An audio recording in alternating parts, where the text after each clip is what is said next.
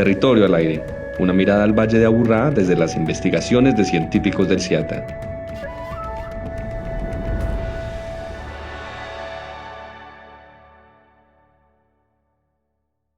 Buenas tardes para todos. Entonces, yo soy del grupo hidrológico del CIATA. Voy a estar explicándoles hoy algunos factores que nos van a ayudar a entender por qué motivos se están presentando crecientes con mayor frecuencia en los ríos del Valle de Aburrá y en las quebradas. El enfoque va a estar dirigido más entonces a lo hidrológico. Vamos a mirar cómo se monitorean esas variables hidráulicas, hidrológicas y meteorológicas igualmente, que son importantes, y que a partir de los análisis que se tengan de esa información vamos a poder dar cierto camino a esa explicación del aumento de las crecientes. Para comenzar entonces a mencionar esos factores, vamos a nombrar un poco o vamos a explicar cómo es el comportamiento climatológico de nuestra zona, cómo es entonces el comportamiento de la lluvia. También es importante que entremos a mencionar otro factor, que es la geomorfología de nuestro valle y de nuestras laderas. Explicar entonces qué influencia tiene la pendiente de las cuencas, qué influencia tiene la topografía, el porcentaje de cobertura y los diferentes suelos que tiene cada una entonces de esas cuencas y de esas laderas, que son de gran importancia para poder llegar entonces a encaminar esas respuestas.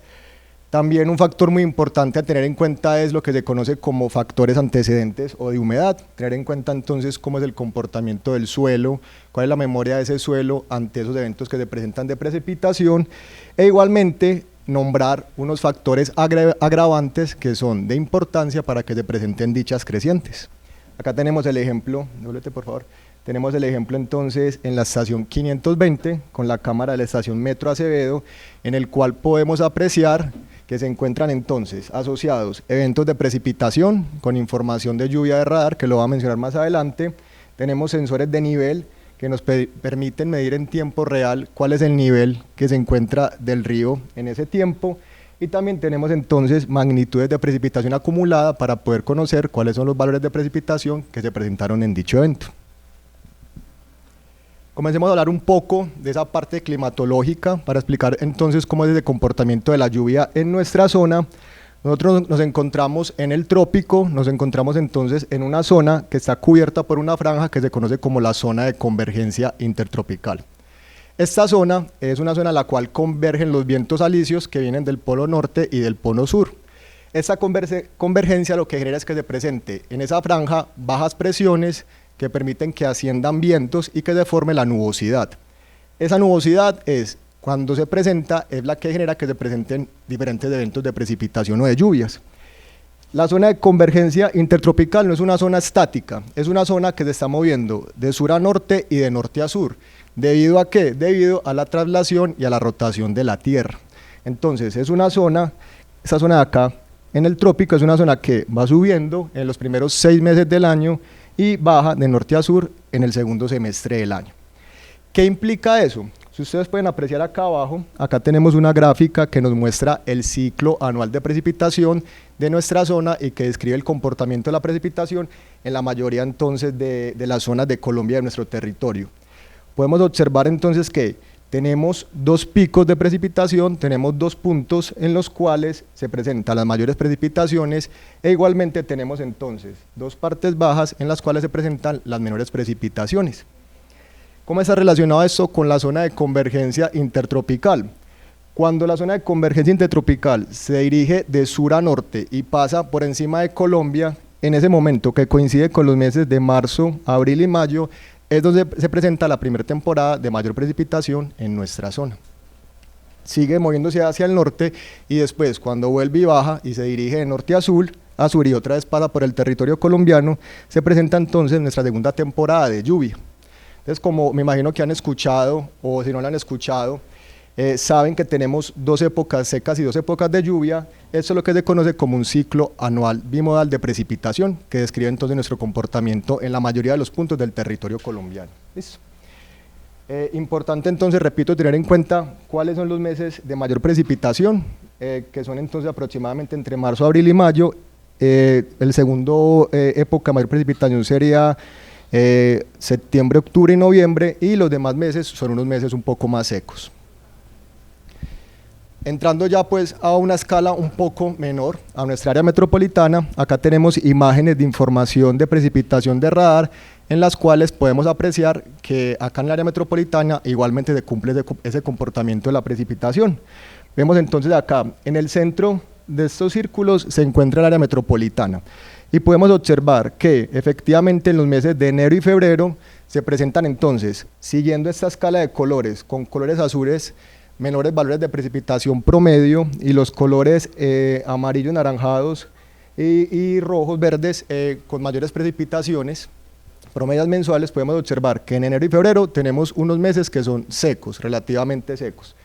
Ya cuando comienza marzo, abril y mayo tenemos unos meses con mayores acumulados de precipitación.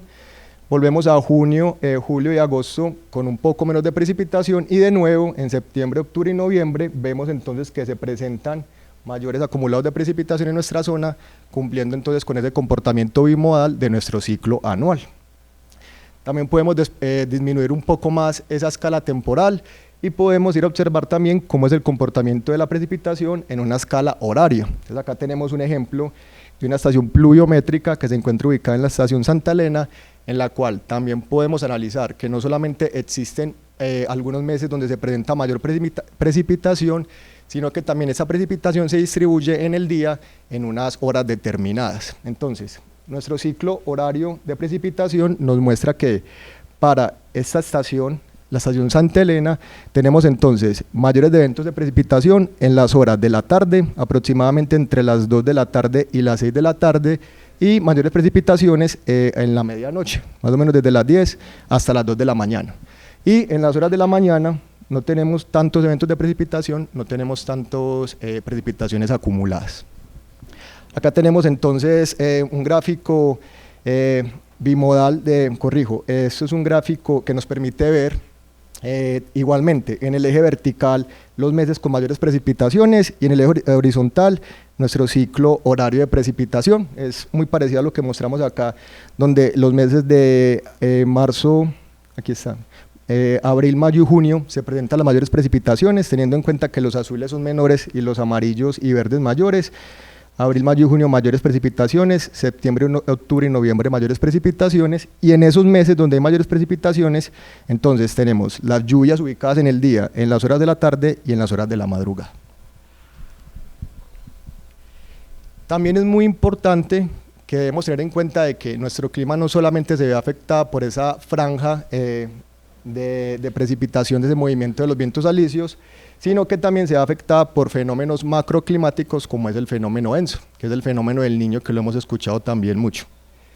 Ese fenómeno entonces nos afecta a escala global y está relacionada con cambios de temperatura en el Océano Pacífico central y oriental. Entonces, si nosotros tenemos anomalías de temperatura, anomalías me refiero entonces a cambios de temperatura por encima o por debajo del promedio. Si tenemos anomalías de temperatura positivas, aumentos de la temperatura superficial del Océano Pacífico, podemos encontrarnos con lo que se conoce como el fenómeno del Niño. ¿Qué implica para nuestra zona, para Colombia, el fenómeno del Niño? Entonces, si nos encontramos con fenómeno del Niño, vamos a encontrar que para nuestra zona va a haber una disminución de la precipitación. Entonces vamos a encontrarnos con una temporada seca. Por el contrario, si nos encontramos entonces con anomalías negativas, la temperatura superficial del Océano Pacífico disminuye, se encuentra más frío, vamos a encontrarnos con el fenómeno que se conoce como el fenómeno de la Niña. ¿Qué implica el fenómeno de la Niña para nosotros? Que haya mayores eventos de precipitación, mayores acumulados de precipitación. Existe una escala que nos permite medir y conocer cuáles son los años en los cuales se han presentado esas anomalías de temperatura y cuáles son los años entonces que han mostrado o que se presenta fenómeno del Niño o fenómeno de la Niña.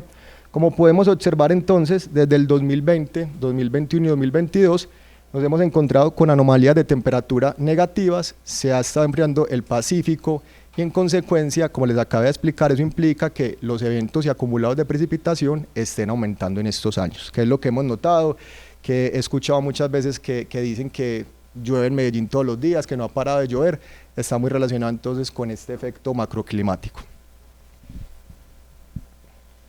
Ahora, otro factor muy importante para tener en cuenta, aparte de la climatología, es la geomorfología, como lo mencioné al inicio. Tener en cuenta cómo es entonces la pendiente de las laderas de nuestro valle, cómo es igualmente la magnitud de nuestras cuencas que componen el Valle de Aburrá, cómo es el comportamiento de sus suelos, cuáles son las coberturas que componen cada uno de esos suelos. Es importante para tenerlos en cuenta y para poder entonces responder o entender mejor a esa pregunta que tuvimos inicialmente. De forma general, nuestras cuencas entonces del Valle de Aburrá son cuencas que se catalogan como pequeñas, son menores a 300 kilómetros cuadrados de área, son cuencas que en su mayoría se encuentran localizadas entonces en la parte alta con altas pendientes. La mayoría igualmente también, no todas, pero la mayoría tiene un alto porcentaje de cobertura urbana y también eso implica que tenga tiempo de respuestas muy rápidos. ¿Qué importancia o qué influencia tiene que nuestras cuencas se encuentren tan urbanizadas? ¿Qué es lo que pasa? Cuando ocurre un evento de precipitación en nuestras cuencas, si nos encontramos con zonas que están muy urbanizadas, eso implica que haya poca infiltración del agua en el suelo, que sean suelos muy impermeables. Al ser suelos muy impermeables, cuando llueve, ¿qué sucede? Toda esa agua que se precipita se mueve muy rápido, circula muy rápido por la superficie y finalmente cae de forma acelerada a nuestros cauces. Entonces, entre más urbanizado se encuentre un suelo, más impermeable es, menos infiltración presenta y nuestros cauces van a responder de forma más rápida. Entonces, por eso es importante tener en cuenta cada una de estas coberturas y estos factores para poder entender por qué motivo algunos cauces, porque vemos que algunas quebradas inundan, otras no, que igualmente llueve en igual magnitud o llueve más, pero esa quebrada no se inunda, está relacionado mucho con esa cobertura que presenta entonces cada una de las cuencas e igualmente por la pendiente de ellas. Tenemos este ejemplo de la quebrada La Madera, la cuenca de la quebrada La Madera, en la cual tenemos un gran porcentaje urbanizado de la cuenca, alrededor del 54%, ya en porcentaje menor zona de bosque, zona de pastos, y que en la parte alta tiene aproximadamente una pendiente del 4%, en la parte media tiene pendientes entre el 2 y 2.5%, y ya en la parte baja comienza a ser un poco más plano. Acá tenemos otro ejemplo también de acá de la zona norte, que sería la cuenca de la quebrada La Loca. Miren que ya es un ejemplo diferente al que les había mostrado anteriormente, en el cual ya el porcentaje urbanizado no es tan grande, no es superior como se mostraba en La Madera. Ya tenemos entonces un porcentaje de pastos mayor, tenemos igualmente un porcentaje de bosques mayor y las pendientes en este caso también son un poco más altas. Tenemos entonces pendientes alrededor del 3.5 a 4% en la parte alta y en la parte baja una zona mucho más plana. Entonces miren que, repito, las cuencas tienen su característica específica, tanto pendiente como cobertura, como el tipo de suelo característico. Es muy importante también entonces, teniendo en cuenta lo que mencioné anteriormente, analizar cómo es la respuesta de dicha cuenca ante un evento de precipitación. Entonces acá tenemos una imagen la cual nos explica que, teniendo en cuenta esa pendiente, geomorfología y cobertura, cuando se presenta un evento de precipitación, si nuestra cuenca se encuentra muy urbanizada, tiene poca entonces infiltración, es muy impermeable, inmediatamente todo ese flujo que cae dentro de nuestra cuenca se va a dirigir a nuestros cauces y se puede presentar un aumento brusco de nivel. Algo también muy importante para mencionar, aprovechando que nos encontramos entonces con personas que son nuevas en nuestras SAT-SET, es que nosotros en CIATA tenemos entonces unos niveles de riesgos que están asociados a esas estaciones de medición de nivel.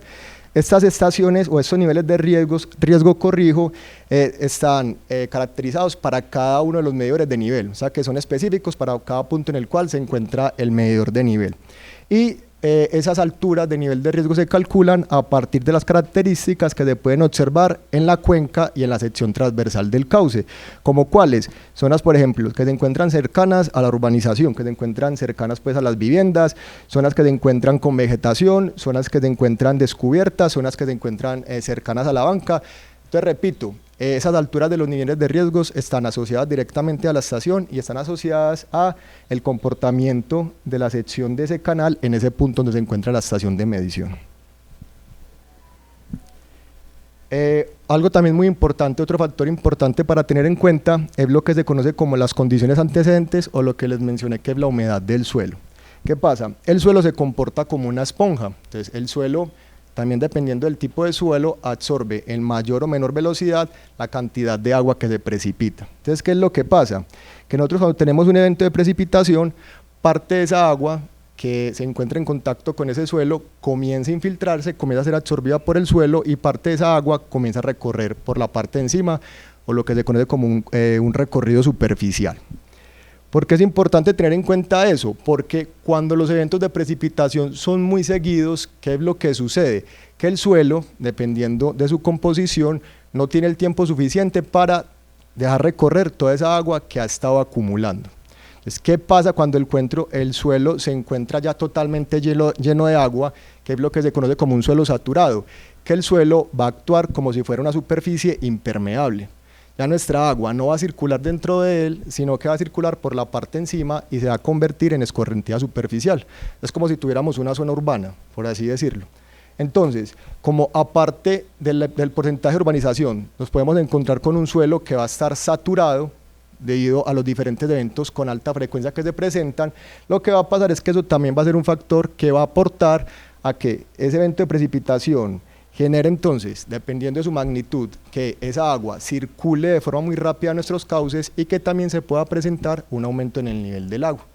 Entonces es muy importante que podamos entender también que esas condiciones de frecuencia de los eventos van a influenciar nuestras crecientes en cada una de las cuencas. Este es un ejemplo explicativo, no es una estación específica de medición de humedad, pero este es un ejemplo teórico el cual nos puede mostrar un poco e ilustrar qué es lo que sucede cuando se presenta un evento de precipitación en el aumento del nivel dentro de un cauce. Entonces rápidamente, el CIATA cuenta con estaciones de medición de humedad, las cuales se ubican a diferentes profundidades del perfil del suelo y registran el aumento del porcentaje de humedad dentro de él. Entonces, donde se encuentra el número 1, se está mostrando la intensidad de un evento de precipitación. Donde se encuentra el número 2, se está mostrando el porcentaje de humedad en los diferentes niveles del perfil del suelo, y donde se encuentra el número 3 podemos observar entonces el aumento del nivel del agua dentro de un cauce. ¿Qué podemos observar aquí? Cuando ocurre un evento de precipitación, ¿qué sucede entonces con el porcentaje de humedad? Comienza a aumentar porque el suelo comienza a absorber esa cantidad de agua. E inmediatamente, cuando ya deja de tener capacidad de absorción, cuando ya el suelo alcanza su saturación, toda esa agua comienza a escurrir al cauce y aumentan los niveles en él. Entonces, eso es otro de los factores a tener en cuenta y que son muy importantes. Acá tenemos, esto sí es una medición de una estación, tenemos entonces datos de nivel en los cuales vamos a poder apreciar una posible relación de esos datos antecedentes de humedad en las diferentes partes de la cuenca. Entonces, en este ejemplo, ¿qué podemos observar? Aquí tenemos dos gráficas. En esta gráfica tenemos entonces magnitudes de precipitación acumulada.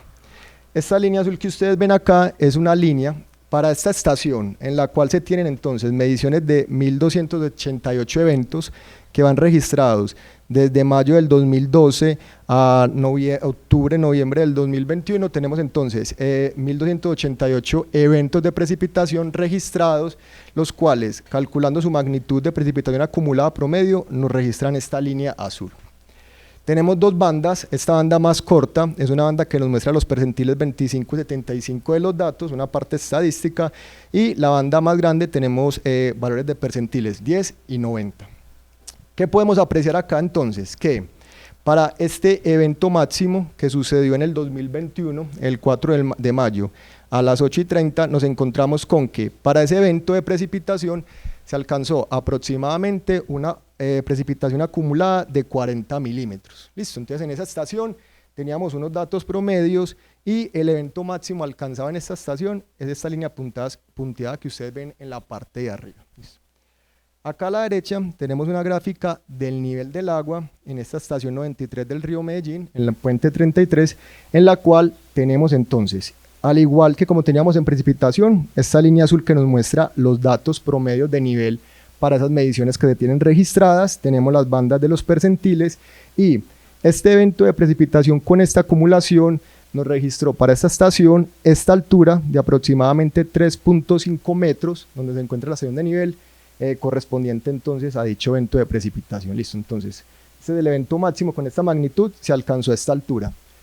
¿Qué es lo que pasa o qué fue lo que sucedió entonces con un evento que se registró también, una precipitación observada que se registró, por ejemplo, con una magnitud de precipitación acumulada menor en este año? Lo que se presentó fue que aunque la magnitud de la precipitación acumulada para este evento observado fue menor en comparación con el máximo en dicha estación, se observó que alcanzó la misma magnitud de nivel en la quebrada.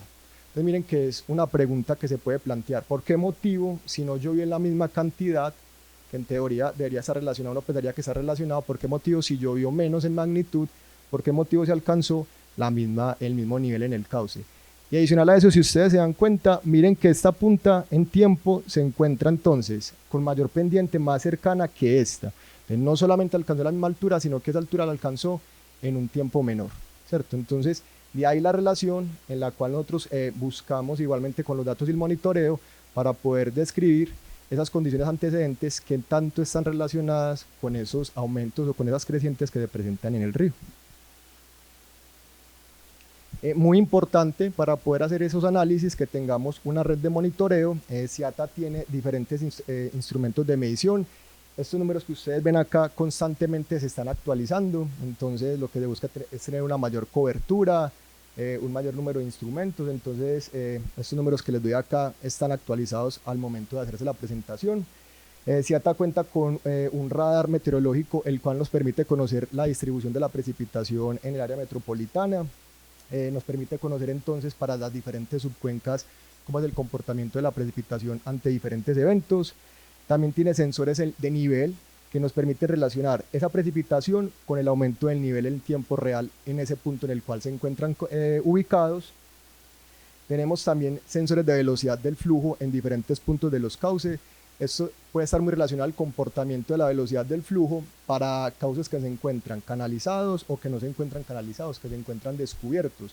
¿Relacionado con qué? Con la erosión. Entonces, si tenemos magnitudes de velocidades muy altas, se pueden presentar efectos erosivos, que se presenten desprendimientos de banca y que se generen deslizamientos o igualmente algunas secciones de riesgo. Tenemos igualmente medidores de humedad para registrar esas condiciones antecedentes. Tenemos un sistema de red de cámaras, aparte de los medidores de nivel, también se tiene entonces como una segunda forma de medición de los niveles, que es la red de cámaras, como ustedes pueden observar acá, que están entonces conectadas y nos permiten observar en tiempo real cómo se encuentra el nivel en esa sección del cauce. ¿Qué puede pasar? Puede pasar que en el punto en el cual se encuentra el sensor de nivel se ubique un obstáculo, entonces los cauces pueden arrastrar madera, pueden arrastrar roca, pueden arrastrar diferentes objetos, puede cambiar igualmente el fondo del canal porque se acumula bajo sedimentos, tierras, rocas. Puede ser entonces que en el punto donde se encuentre el nivel se registre un aumento de altura. Ya les acabé de mencionar que esos aumentos de alturas están relacionados a unos niveles de riesgo y podría entonces presentarse que veamos en tiempo real que tenemos un nivel de riesgo amarillo o rojo. Inmediatamente entonces, ¿qué se hace? Comienza a analizarse si es necesario encender alguna de las alertas. Con esta cámara va a ser una segunda forma de verificación si en realidad no es un obstáculo, si en realidad si es el nivel o si por el contrario es entonces un valor que no es real. Entonces es como una segunda forma de verificación de los niveles para poder tener un mejor control en dichas situaciones. Y finalmente nos encontramos entonces con las sirenas, que son formas entonces de informar a la comunidad si de pronto se presenta algún riesgo para ellas. Acá tenemos un caso en específico que ocurrió el 14 de junio del 2022 desde la medianoche, en la cual se presentó un gran evento de precipitación en el área metropolitana, ingresando por el occidente, siguiendo entonces la escala de colores. Los colores blancos y azules son las zonas donde se presentó menor acumulado de precipitación y ya los colores amarillos, verdes y rojos donde presentaron mayores eventos de precipitación. Entonces, para estas zonas en las cuales se presentó mayor acumulación de precipitación, podemos observar que hubo niveles que registraron nivel de riesgo amarillo y rojo. En ese punto entonces se encendieron las alarmas, se realizaron diferentes llamadas desde el grupo operacional del SIATA, el cual constantemente 24/7 está monitoreando cada uno de estos niveles, cada uno de estos sensores, y también hubo en algunas zonas en las cuales fue necesario encender las alarmas para poderle avisar a la comunidad. Entonces somos diferentes grupos, grupo social, grupo hidrológico, grupo meteorológico, operacional, que estamos constantemente en comunicación para informarle a la comunidad y poder entonces estar al tanto de cada una de esas eventualidades que se pueden presentar en dichas zonas.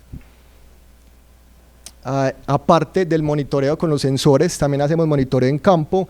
Hacemos mediciones de caudal, cantidad de caudal o de flujo que se presenta entre los cauces.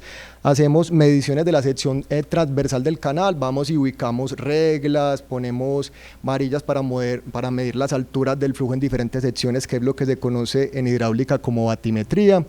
También tenemos un grupo de drones. Estas imágenes que ustedes ven acá son imágenes de drones que nos permiten trabajar con modelos de elevación digital. Entonces, ¿qué es lo que sucede? Que es importante, como les mencioné a ustedes, conocer la pendiente, las alturas de los diferentes puntos de las subcuencas.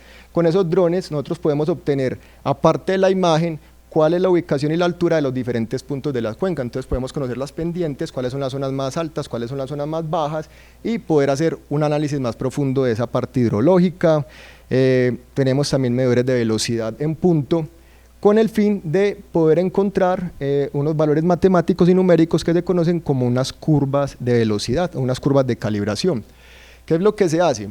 Es muy importante tener varios registros de medición porque eso estadísticamente nos permite poder analizar mejor y en detalle dichas variables, y entre más datos tengamos y mejor los relacionemos, en este caso, por ejemplo, si relacionamos el nivel del agua que se encuentra en un cauce con el caudal, vamos a poder encontrar una curva que nos permite, ante cualquier magnitud de nivel, conocer el caudal que circula en dicho cauce.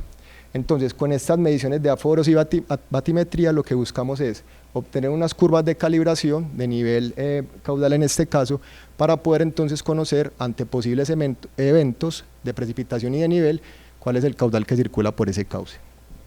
Pues una de tantas gráficas y análisis que hace el grupo de hidrología. Todo eso que les acabé de mencionar anteriormente tiene, por ejemplo, algo adicional, que es lo que se conoce como la modelación, que es algo que sería como un objetivo mayor que se tiene, que es poder pronosticar ante esos eventos qué es lo que puede suceder en esos cauces.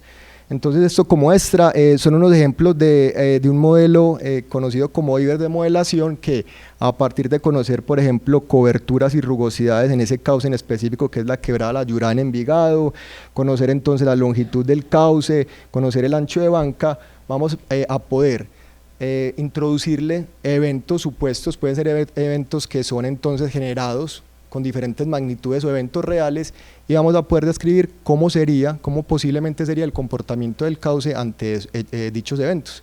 De pronto quizás han escuchado lo de las rondas hídricas, que trata de delimitar a cierta distancia desde el cauce donde se puede encontrar la población. Entonces toda esa investigación que se hace es con el apoyo de modelos hidráulicos e hidrológicos para poder entonces delimitar esas zonas. Acá tenemos otro ejemplo de modelación en la quebrada Santa Rita en Sanatorio de Prado, e igualmente en el río Medellín, en Primavera Barbosa. Entonces, ante este evento, en este caso en específico, podemos ver que en esta zona del cauce entonces se tiene una gran área de inundación en cada una de sus bancas. Ahora, con lo que les acabé entonces de explicar y demostrar anteriormente, cómo podemos llegar a la respuesta de qué está pasando entonces con las crecientes en este 2022, que hemos visto en las noticias y nos hemos dado cuenta que han aumentado las crecientes de nuestros ríos en este 2022.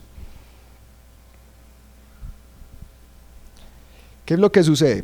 Si nos fijamos entonces ya en algo más específico como la precipitación, en nuestro Valle de Aburrá nos damos cuenta que la precipitación se ha encontrado en este año 2022 por encima de los valores promedios que se han registrado en la historia.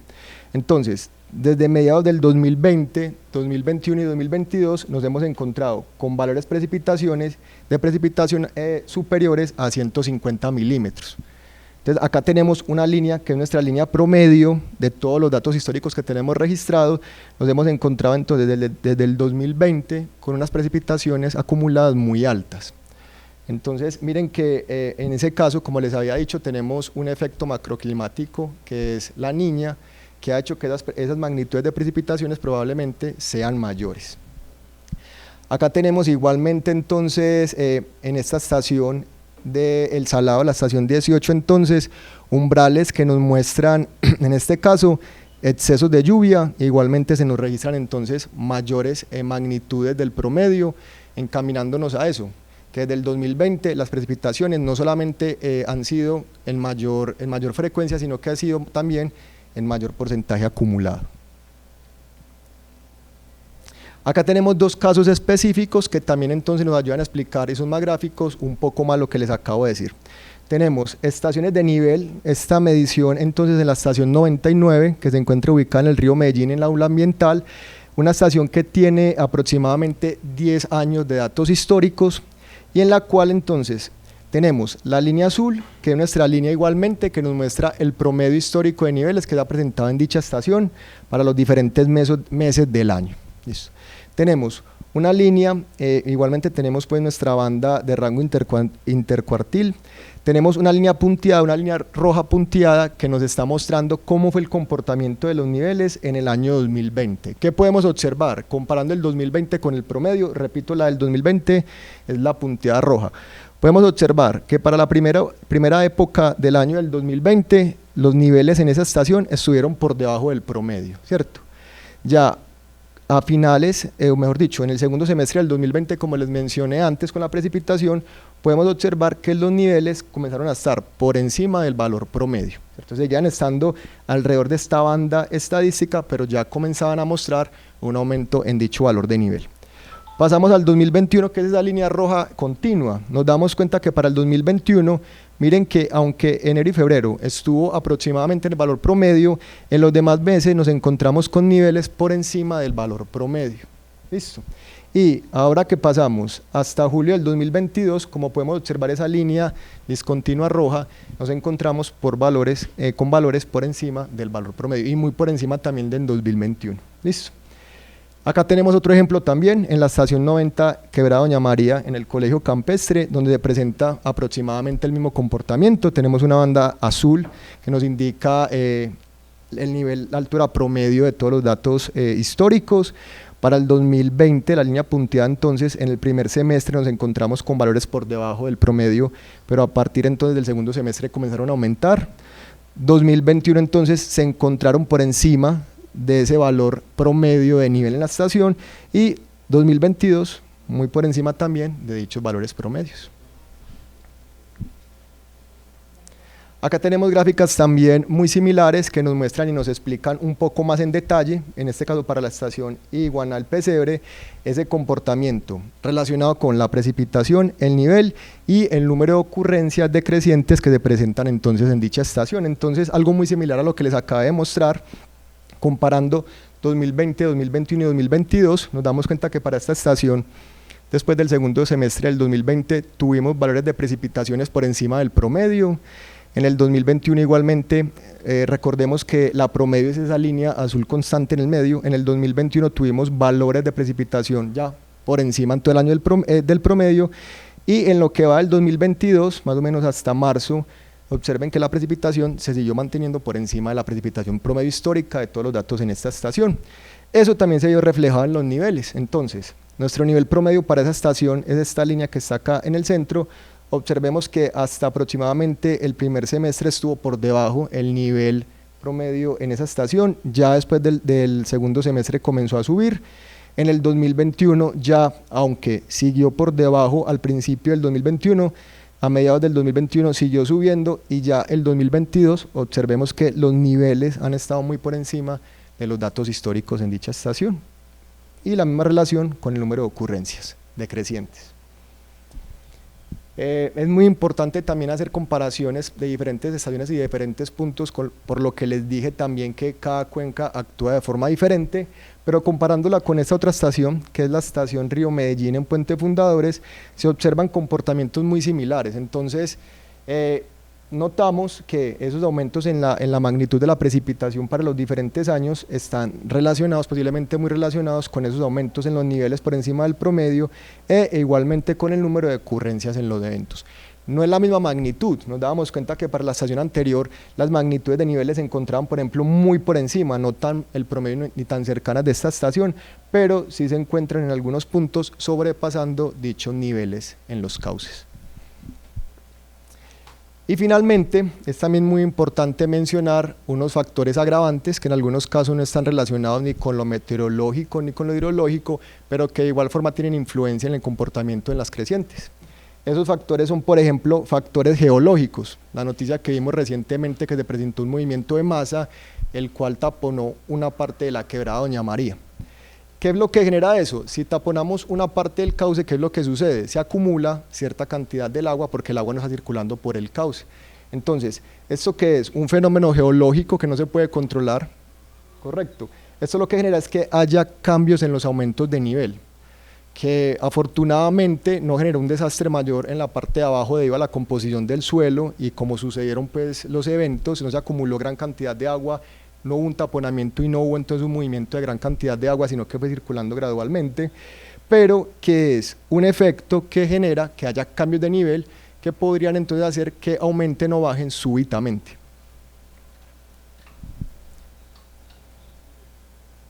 Tenemos aquí otro factor agravante que es un factor técnico. Esta imagen es del 2021, pero que nos permite observar entonces que hay situaciones en las cuales es necesario intervenir los cauces o el río para poder hacer algunos arreglos técnicos. Entonces en este caso tenemos una imagen de la estación Acevedo, en la cual se está haciendo entonces una intervención en esta parte del cauce, en esta banca del cauce relacionada con el metro. Miren que aunque solamente la construcción está relacionada con el metro, influye en el recorrido del flujo dentro del cauce.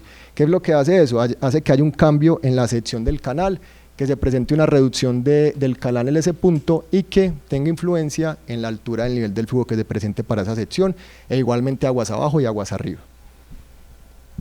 Tenemos también otro factor agravante que es igualmente cómo se está desplazando la población alrededor de esos cauces.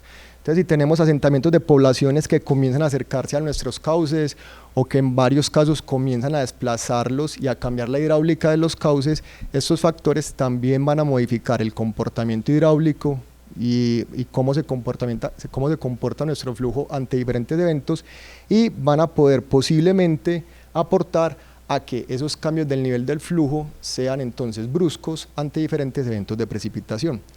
No lo puse acá, no lo puse en imágenes, pero igualmente es importante traerlo a colación, que existen otros factores también como las basuras. Hemos visto, muchos de nosotros, como en diferentes zonas de los cauces arrojan basura, arrojan colchones, neveras, hasta lavadoras he visto. Todos esos obstáculos, todos esos desechos también son factores agravantes para que se presenten entonces cambios de nivel en los diferentes cauces. Listo, muchas gracias. Buenas tardes, mi nombre es John Henry, soy ciudadano científico con el CIATA. Voy a hacer 3 preguntas concretas. La primera pregunta es: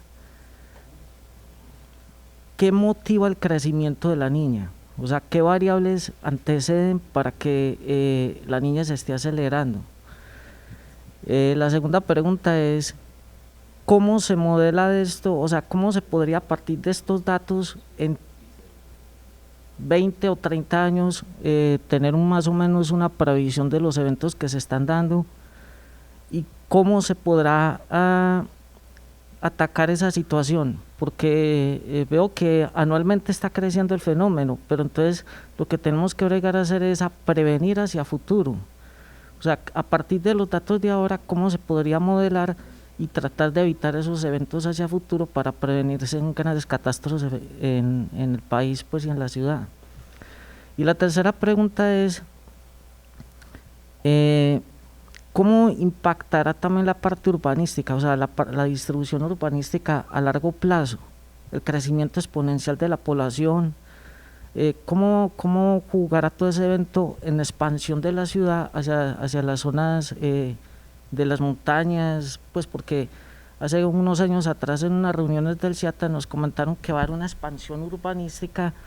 Entonces, todas esas variables, ¿cómo juegan ahí?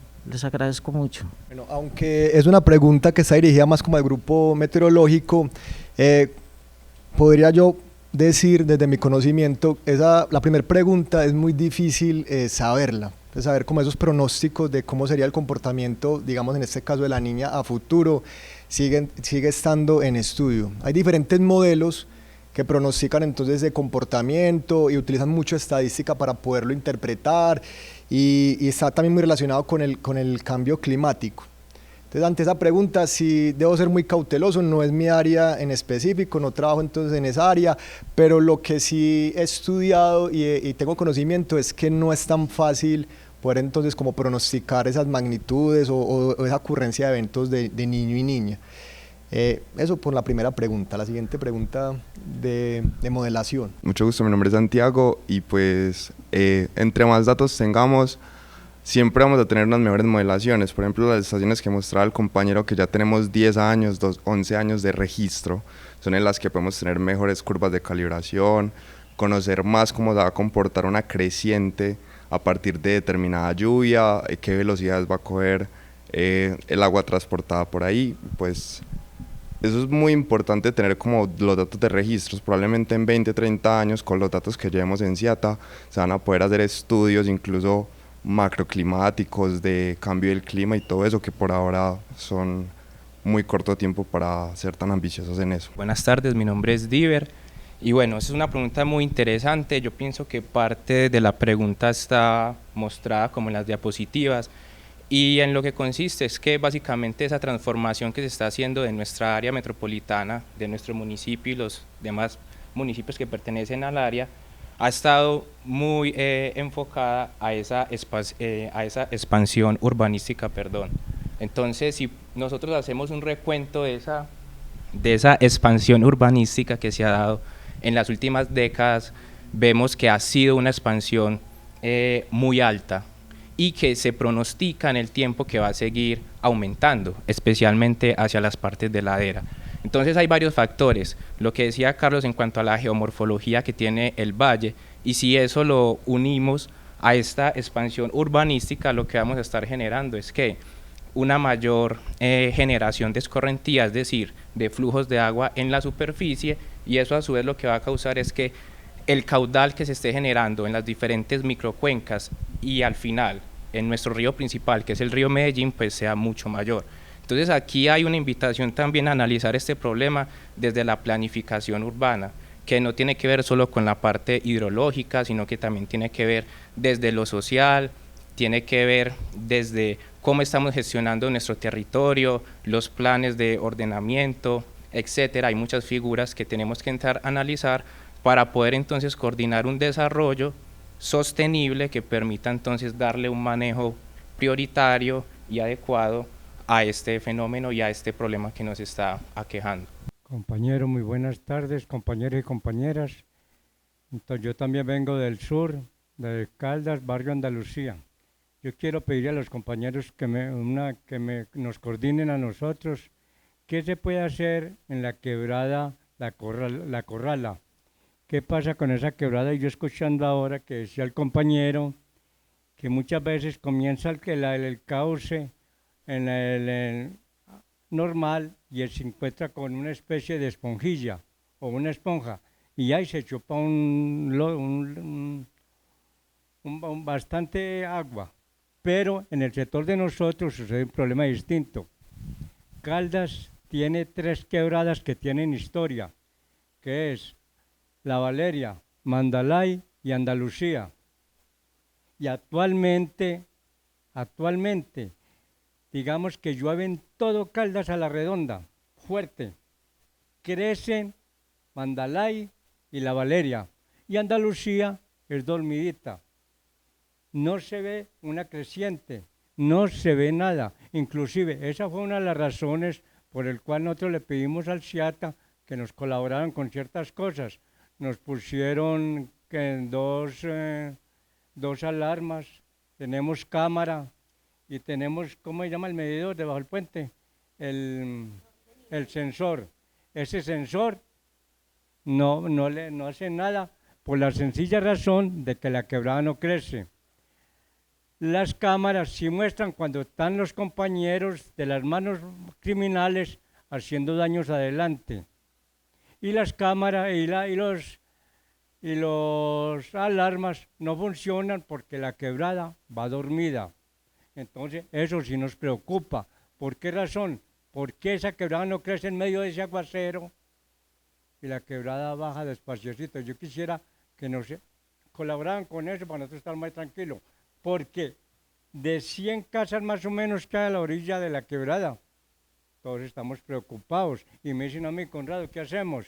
No, yo no tengo respuesta. Allá se queda eso, esa cuenca se queda quietecita, no se ve bajar nada. Y eso sí lo asusta a uno. Y nosotros nos vamos a pensar, no es que es así. Esto no sería lo que pasó tal vez en Salgar, o esto no sería lo que pasó en otros sitios, como se comenta actualmente allí en San Antonio de Prado. Pero a nosotros sí nos da miedo, porque yo le comento una cosa, compañeros, donde esto explote, esta agua que se está perdiendo en ese sector del barrio Andalucía, en la quebrada de La Corrala, le comento que se va medio barrio. Y muchas personas del Chiate que han estado allá, que en capacitaciones, saben cómo es el factor de eso y el problema que nosotros tenemos. Entonces, yo como coordinador del cuidado, como también del CIATA, quiero que nos colaboren con una información o nos den una capacitación allá sobre ese tema que nos tiene preocupados. De todas maneras, muchas gracias. Para responder a esa pregunta, hace menos de 3 meses tuvimos un encuentro, todo el equipo de hidrología, con las sociales y con el equipo operacional, en el que hicimos un recorrido por esas 3 cuencas que vos mencionaste. Lo que encontramos, por ejemplo, en Andalucía, la Corrala a la que tú perteneces, es que a comparación de las otras dos tiene mucha más extensión de área esa cuenca, es muy grande y el porcentaje de cobertura urbanizada es muy poca, lo que hace que tenga mucho pasto y mucho bosque, por tanto soporte mucha más lluvia de la que soportan las otras dos a la hora de verse reflejado la crecida sobre el cauce. Eso es muy importante en eso. En esa la pendiente de gran parte tampoco es tan alta, entonces también se va a infiltrar mucha más agua. Si no estoy mal, a ustedes solo se les activó la sirena una vez y fue en el 2019, que sí se vio la crecida muy grande, que también se vio la misma crecida en el río, pero fue porque fue una lluvia muy localizada sobre toda esa cuenca. Entonces fue muy fuerte ese evento.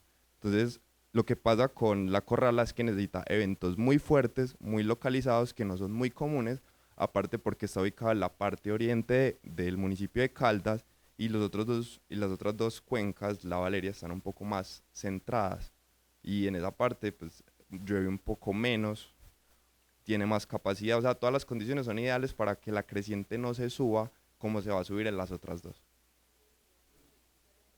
No, pues hasta donde hemos mirado y hemos investigado de la Corrala, no tenemos indicios de represamientos.